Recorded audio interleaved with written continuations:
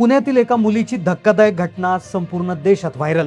एक मुलगी जेव्हा छोट्याशा गावातून पुण्यात शिकायला आली होती, तिचं शिक्षण जेव्हा 4 वर्षानंतर पूर्ण झालं, तेव्हा जे उघडकीस आलं ते पाहून संपूर्ण देशाच्या पायाखालची जमीन सरकली। प्रिया ही जालना जिल्ह्यातून एका छोट्याशा गावातून पुण्यात शिकायला आलेली, अभ्यासात अत्यंत हुशार। पुण्याला आली तेव्हा सगळं सुरळीत होतं, पण जेव्हा तिचं शिक्षण पूर्ण झालं तेव्हा आई वडिलांना जे समजलं ते अतिशय धक्कादायक होतं। महाराष्ट्राच्या इतिहासात कधीच अशी घटना घडली नव्हती, अशी विचित्र घटना घडली। आई वडिलांनी घटना दाबण्याचा प्रयत्न केला, पण अखेर ही घटना उघड झाली। बऱ्याच वेळा कॉलेजला गेलेल्या मुली त्यांचे प्रेम प्रकरण होतात, बऱ्याच वेळा लिव्ह इन रिलेशनशिपमध्ये काही मुली राहिल्याच्या बातम्या येतात, पण या मुलीनं जे केलं ते एकदमच वेगळं होतं, जे ऐकून संपूर्ण पालकांची झोप उडाली। मग प्रियाने नेमकं असं काय केलं की ज्यामुळे सगळे पालक आता त्या ठिकाणी घाबरलेले आहेत। 4 वर्ष सगळं सुरळीत सुरू होतं, पण अचानक शिक्षण पूर्ण झाल्यानंतर 4 वर्षांनी असं काय उघडकीस आलं की ज्याने संपूर्ण महाराष्ट्र हादरला। चला जाणून घेऊया या संपूर्ण प्रकरणाचा सविस्तर रिपोर्ट। एक घटना जिने संपूर्ण देशाला हादरा दिला। एक 19 वर्षाची मुलगी जिचं नाव प्रिया, जालना जिल्ह्यातील एका छोट्याशा खेडेगावातून ती पुण्यात शिकायला आली होती। ती ज्यावेळेस पुण्यात आली त्यावेळेचं साल होतं 2022 आणि महिना होता ऑक्टोबर। दिवाळी नुकतीच संपली होती। महाराष्ट्रातील लाखो मुला मुलींप्रमाणेच प्रिया आपल्या स्वप्नांची पेटी घेऊन पुण्यात दाखल झाली होती। आता ही 4 ते 5 वर्षापूर्वीची गोष्ट आहे, ज्यावेळेस तिच्या डोळ्यात अनेक स्वप्न होती। चांगलं शिक्षण घेऊन मोठी नोकरी लागेल, चांगला पती मिळेल, आपल्या कष्टकरी आईवडिलांना अभिमानाने जगताना आपल्याला पाहता येईल अशी तिची इच्छा होती। तिचे आईवडील शेतकरी, अक्षरशः रात्रंदिवस मेहनत करून त्यांनी तिला विश्वासानं शिक्षणाच्या माहेरघरी पाठवलं होतं। प्रियाला देखील याची जाणीव होती। ती हुशार अभ्यासू होती। तिच्या कुटुंबात गावात तिचा खूप गवगवा केला होता। तिचे घरचे म्हणायचे, आमची प्रिया आता पुण्याला शिकायला चालली आहे, ती खूप मोठी होणार। हा विश्वास, ही अपेक्षा, हेच तिचं सगळ्यात मोठं बळ होतं। सुरुवातीला ती जेव्हा पुण्यात आली तेव्हा पुण्यातल्या गाड्या, गजबजलेले रस्ते, मोठे मोठे चकचकीत दुकानं, कॉलेजचा परिसर हे पाहून तिला सुरुवातीला भीती वाटू लागली। पण जसे 6-7 महिने गेले, जसं 2023 साल सुरू झालं, तसं प्रिया पुण्यामध्ये रुळली। आता तिच्या घरच्यांना वाटत होतं प्रियाला कदाचित तिथे करमणार नाही, प्रियाला ते वातावरण सूट होतं की नाही, पण प्रिया जे पुढं करणार होती त्याचं तिच्या आईवडिलांना कल्पना नव्हती। प्रिया आईवडील रोज तिला फोन लावायचे, प्रियाची आई प्रियाशी तास 2 तास बोलायची, वडील देखील बोलायचे, काय झालं आज, कसा होता अभ्यास, सगळं विचारलं जायचं। पण त्यांना माहिती नव्हतं की या फोनच्या पलीकडे प्रियाच्या आयुष्यात काय सुरू होतं। ती अभ्यास करायची, आईवडिलांशी व्यवस्थित बोलायची, पण तिच्या आयुष्यात तिथे गेल्यानंतर 6 महिन्यानंतर एक मोठा बदल झाला होता। या बदलाची कल्पना तिच्या आईला आली नव्हती, पण तिच्या वडिलांना थोडी थोडी कुणकुण लागली होती। प्रिया आता हळूहळू पुण्याच्या वातावरणात मिसळू लागली। घरच्यांना ती जेव्हा फोन करायचा तेव्हा ती आनंदी असल्यासारखे दाखवायची, पण तिचं आयुष्य आता 2 स्तरांवर चाललं होतं। म्हणजे ती दाखवदेख होती, पण खरं आयुष्य तिचं वेगळं सुरू होतं। हे सगळं उघडकीस येणार होतं 4 वर्षानंतर। आज तिचं सगळं सत्य उघडकीस येणार होतं, पण 4 वर्षापूर्वी कुणालाच काही कल्पना नव्हती। एका बाजूला आईवडिलांचा विश्वास आणि दुसऱ्या बाजूला तिची नवीन लाईफस्टाईल आता ती पकडत होती। प्रियाच्या आयुष्यात इथूनच खरी चूक सुरू झाली होती। ज्यावेळेस ती पहिल्या वर्षाला होती त्याच वेळेस तिच्यासोबत एक असा प्रसंग घडला आणि त्या प्रसंगात तिने एक असा निर्णय घेतला आणि ज्यामुळे आज हे सगळं प्रकरण तिच्यासोबत घडणार होतं आणि तिचं सगळं बिंग फुटणार होतं। एक अशी मोठी चूक त्यावेळेस तिच्याकडून झाली। तिची संगत, तिचा एक असा मैत्रिणींचा ग्रुप तयार झाला होता, त्या ग्रुपमध्ये ती ओढावली गेली। तिला कल्पना नव्हती की आपण शाळेत आलोय, कॉलेजला आलोय, आपण अभ्यास करायला पाहिजे, पण अनावधानाने ती त्या ग्रुपमध्ये मिक्स झाली आणि त्या ग्रुपमुळे तिच्या आयुष्यात जे वादळ येणार होतं त्याची कल्पना तिला नव्हती। कसं बस 1 वर्ष पूर्ण झालं, अखेर ती त्या ग्रुपमध्ये इतकी मिक्स झाली की ती असं काहीतरी करत होती की त्याची कल्पनाच कोणाला नव्हती, पण अखेर सगळं 4 वर्षांनी उघड होणार होतं। हा तर खरा या प्रकरणाचा पहिला अध्याय होता।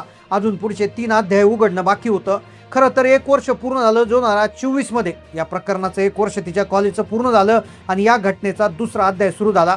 दुसरा अध्याय इतका भयानक होता की ती आता अभ्यासात मागे पडू लागली, कारण तिच्या घरच्यांनी त्या ठिकाणी तिच्या घरचे रिझल्ट गेले, रिझल्ट पत्राद्वारे त्या ठिकाणी पाठवले होते। आई वडिलांनी विचारलं, अगं तुला एवढे कमी मार्क कसे काय पडले? तेव्हा ती आईला खोटं सांगितली, म्हणले अभ्यास जड जातोय। वडिलांनी ठरवलं, नाही बाळा तू अभ्यास कर, लक्ष दे, तुझं नक्की चांगलं होईल।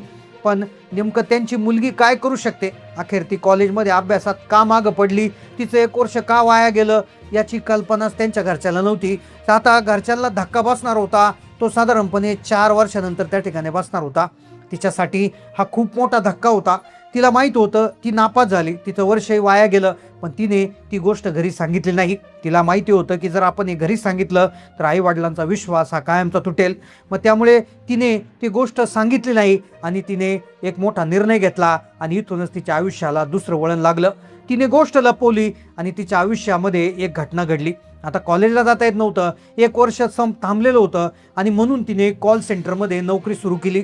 कॉल सेंटरमध्ये 15 ते 16,000 रुपये पगार तिला मिळाला. तिचं वाक्चातुर्य चांगलं होतं, बोलण्याची टेक्निक चांगली होती. कॉल सेंटरमध्ये 15-16,000 पगार मिळाला, ती नोकरी करत होती. आता कदाचित असं वाटेल की तिच्या कुटुंबाला ती हातभार लावते की काय, पण तिने 6 महिन्यापूर्वी जो निर्णय घेतला होता त्याच्यामुळे तिला ही नोकरी समाधानीने नाही तर बळजबरीने स्वीकारावी लागली होती. कारण की तिच्या जीवनशैलीत असा बदल झाला होता, या बदलामुळे तिला पैसे पाहिजे होते आणि त्या पैशासाठी नोकरी केल्याशिवाय गत्यंतर नव्हतं. अखेर ती नोकरी करत होती. आता तिला समजत नव्हतं आपण काय करतोय, कोणाला काही कल्पना नव्हती की ती नोकरी का करत होती. अखेर हळूहळू ती नोकरी करत होती. तिच्या लाईफस्टाईलमध्ये बदल झाला होता. तिच्यावर कोणाचा धाक नव्हता, घरी काही सांगितलेलं नव्हतं आणि नोकरी देखील चालू होती. पण काही काळानंतर तिने ती नोकरी देखील सोडली, कारण तिचं वर्तन पूर्णतः बिघडलं होतं. आतापर्यंत पहिलं वर्ष कंप्लीट केलं, तिचा विषय गेला, नापास झाली, वर्ष वाया गेलं आणि आता दुसऱ्या वर्षाला तिला ॲडमिशन मिळालं. दुसरं वर्ष झालं, घरच्यांना काडीची कल्पना नाही. दुसऱ्या वर्षाला प्रिया गेली, तिथे पुन्हा नापास. असं होतो साधारण 3 ते 4 वर्षाचा कालावधी गेला. पण जेव्हा तिचे वडील एक दिवशी पुण्यात आले तेव्हा सगळं उघड झालं. ते अत्यंत धक्कादायक होतं. तिचे वडील हॉस्टेलला गेले. हॉस्टेलला गेल्यावर समजलं प्रिया हॉस्टेलवर इथे कधी आलीच नाही. मग प्रिया हॉस्टेलवर आली नाही तर कुठे गेली? जालन्याची प्रिया ऑक्टोबरमध्ये हॉस्पिटलमध्ये आली होती. 2022ला सगळं झालं होतं, पण मग ती कुठे राहत होती? तेवढ्यात एक वडिलांना तिची मैत्रीण मिळाली. वडिलांनी तिच्या मैत्रिणीला विचारलं. मैत्रीण आधी नाही म्हणली, पण नंतर सांगायला सुरुवात केली. वडिलांच्या अक्षरशः डोळ्यात पाणी आणून मग त्या मैत्रिणीला विनंती केली, तेव्हा ती सांगू लागली. मग तिने तिच्या मैत्रिणीने 2022 पासूनचा इतिहास सांगायला सुरुवात केली. ती म्हणाली प्रियाला जेव्हा ती कॉलेजला आली होती तेव्हा 4-5 महिन्यामध्येच तिला अशा काही मैत्रीण आणि मित्रांची संगत जडली ज्यामुळे ती व्यसनाच्या आहारी लागली. दारू, सिगारेट, पार्ट्या अशा व्यसनांचा तिच्यावर पगडा बसला. असं करत करत ती 1 वर्षभर कशी तरी हे धरली. त्यानंतर ती नापास झाली. तिचं 1 वर्ष वाया गेलं. तिने कॉल सेंटरमध्ये नोकरी केली, कारण तिला दररोज तिचे व्यसन करण्यासाठी पैसे लागायचे, पार्ट्या करायलासाठी खर्च लागायचा. कॉल सेंटरची नोकरी पकडली, पण पुढं काय झालं तिचं त्या ठिकाणी तिथे देखील काही कारणास्तव तिला ती नोकरी सोडली. पुढे तिच्या आयुष्यात एक मुलगा आला. तो मुंबईचा होता. त्या मुलासोबत तिचं अफेअर झालं. त्या मुलाने तिच्या आयुष्यातली सगळ्यात धोकादायक गोष्ट केली. त्याने तिचा वापर केला, तिचे फोटो काढले, तिला ब्लॅकमेल करायला सुरुवात केली. त्या ब्लॅकमेलिंगमुळे तो मुलगा ते मुलांच्या मित्रांना घेऊन यायचा. तो मुलगा स्वतःच्या मित्रांना घेऊन यायचा आणि त्या मित्रांबरोबर तिला संबंध ठेवायला भाग पाडायचा. ती मुलगी आता एका प्रकारे एका व्यावसायिकासारखं काम करू लागली होती. ज्या प्रियकराने दागा दिला होता तिच्याकडे आता ना नोकरी होती आणि तिला लागलेल्या सवयीमुळे तिला देह विक्रीचं काम ती करत होती. वयाच्या 21व्या वर्षीच आज पुण्यातील एका भागामध्ये ती देह विक्री करताना आढळून आली. ही संपूर्ण घटना जेव्हा तिच्या बापाला कळली तर ते बापाच्याही पायाखालची जमीन सरकली. हे प्रकरण संपूर्ण महाराष्ट्रातल्या अनेक लोकांसाठी एक इशारा आहे.